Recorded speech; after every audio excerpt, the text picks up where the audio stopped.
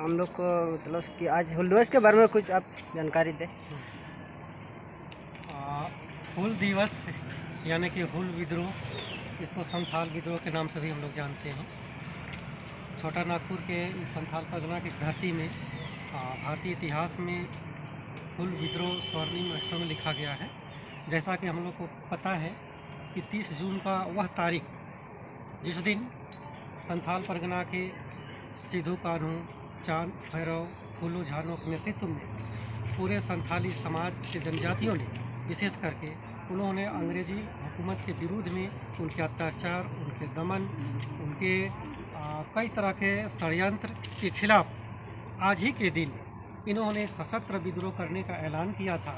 और इस दिवस के ही दिन, चूँकि भोगनाडीह हमारे साहबगंज में ही स्थित है, भोगनाडीह बस्ती में लगभग इस इलाके के 400 ग्रामीणों ने, 400 गांव के ग्रामीणों ने, लगभग 50,000 संथालियों ने एकत्रित होकर के अंग्रेज़ों के खिलाफ बिगुल फूंकने का काम किया था। और यह बिगुल कोई छोटी मोटी नहीं थी, बल्कि यह माना जाता है कि भारतीय इतिहास में स्वतंत्रता संग्राम की एक पहली लड़ाई की पहली कड़ी। भले ही स्वतंत्रता संग्राम में उन्हें बहुत ज़्यादा महत्व नहीं मिला, लेकिन यह बात को स्वीकार करने में कोई हिचक नहीं है कि संथाल विद्रोह ही भारतीय जो अंग्रेज़ों की दास्ता से गुलामी की जो लड़ाई लड़ी गई भारतवर्ष में, वो इसकी पहली कड़ी मानी जाती है। तो चूँकि 30 जून के ही दिन हमारे वीर सैनिकों ने अपने राज्य के लिए, अपने देश के लिए, अपने इलाके के लिए, अपने आदमियों के लिए, विशेष करके जनजातियों के लिए जो अत्याचार और शोषण से पीड़ित थे, उन्हें मुक्ति दिलाने के लिए अपनी प्राणों की आहुति दी।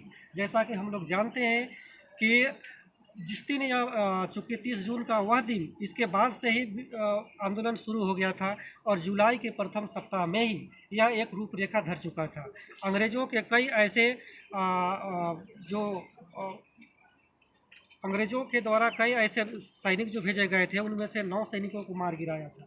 और इस तरह से यहाँ से जो एक चिनगारी फूटी, वह सिर्फ संथाल परगना तक ही सीमित नहीं रही, बल्कि बंगाल से लेकर के बहुत इलाके में वो छा गया। और इस तरह से संथाल विद्रोह एक तरफ तो ये हमें संदेश देता है कि हमारे चांद भैरव, सिद्धू कान्हू, फूलो झानो के नेतृत्व में जिस तरह से अंग्रेज़ों के विरुद्ध में लड़ाइयाँ लड़ी और हमें दास्ता से मुक्ति दिलाने का प्रयास किया, इसके लिए उन्होंने अपने प्राण को भी उत्सर्ग कर दिया। तो यह एक बलिदान दिवस के रूप में हम मनाते हैं। उनके त्याग और तपस्या को जानने समझने का भी हमें दिन है। और हम यह आज के दिन में प्रण लेते हैं, संकल्प लेते हैं कि जिस सिद्धू कान्हू, चांद भैरव के नेतृत्व में संथाल विद्रोह के विशेष करके जनजातियों के दशा और दिशा बदलने का काम किया था, क्या आज के दिन में भी हमारी दशा और दिशा बदली है या नहीं? या फिर क्या हम भी आज के डेट में भी, इतने लंबे समय होने के बाद भी, क्या हम भी आज अशिक्षित हैं? क्या हम भी आज इसी तरह से सेठ साहूकारों या स्वतंत्र भारत में क्या आज भी हम दमन और शोषित पीड़ित हैं?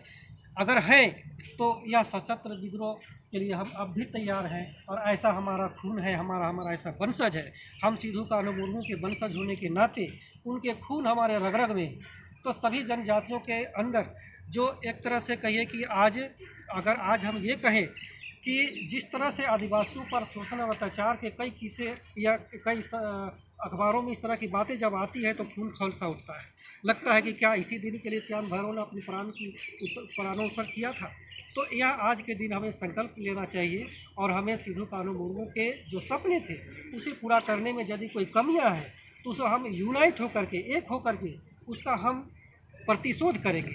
चाहे मुझे सरकार से, चाहे सरकार के अंग से, चाहे किसी भी तरह से अगर हमारे जनजातियों में कोई इसी तरह से अत्याचार होता है तो हमें सजग रहना है, हमें अपने आप में तैयार रहना है। और यदि इस तरह से हम कर पाते हैं तो निश्चित रूप से जिस दिवस को हम आज मना रहे हैं इसकी सार्थकता सिद्ध हो जाएगी। तो आइए आज के दिन हम पुनः संकल्प लें कि हुल दिवस अर्थात हुल विद्रोह यह आज हम शिक्षा के रूप में कर दिखाएं, हम आर्थिक क्षेत्र में आगे बढ़ के दिखा सके, हम अपने बेटी बहनों को इज्जत आबरू बचा करके दिखा सके।